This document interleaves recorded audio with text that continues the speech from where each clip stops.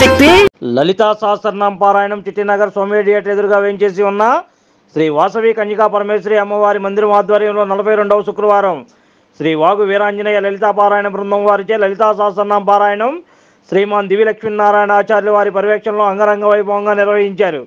ఈ వారం ప్రసాద ఉభయదాతలు దోరెడ్ల నరసింహారావు కోమలాదేవి దంపతులను వేద ఆశీర్వచనంతో సత్కరించారు.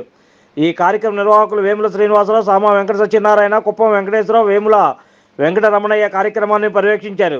ఈ సందర్భంగా వారు మాట్లాడుతూ 52 వారాల పాటు ఈ కార్యక్రమం నిర్వహించదలిచామని ఈ సందర్భంగా వారు తెలిపారు. ప్రతి శుక్రవారం సాయంత్రం 6 గంటల నుండి 9 గంటల వరకు లలితా సహస్రనామ పారాయణం జరుగుతుందని, ఈ కార్యక్రమానికి భక్తులందరూ విరివిగా పాల్గొని అమ్మవారి కృపా కటాక్షాలు తీర్థ ప్రసాదాలు స్వీకరించవలసిందిగా కోరుచున్నామని ఈ సందర్భంగా వారు తెలిపారు.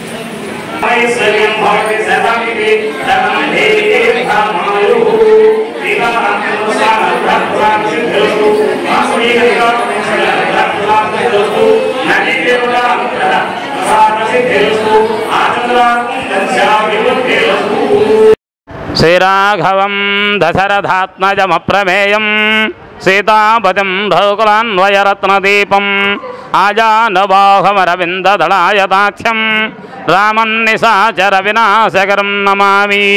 భక్త మహాశైలకు విజ్ఞప్తి, మన యొక్క దేవస్థానంలో ప్రతి శుక్రవారం కూడా చక్కగా లలితా సహస్రనామ పారాయణ, భజనలు, కోలాటము ఇవన్నీ కూడా జరుగుతున్నాయి.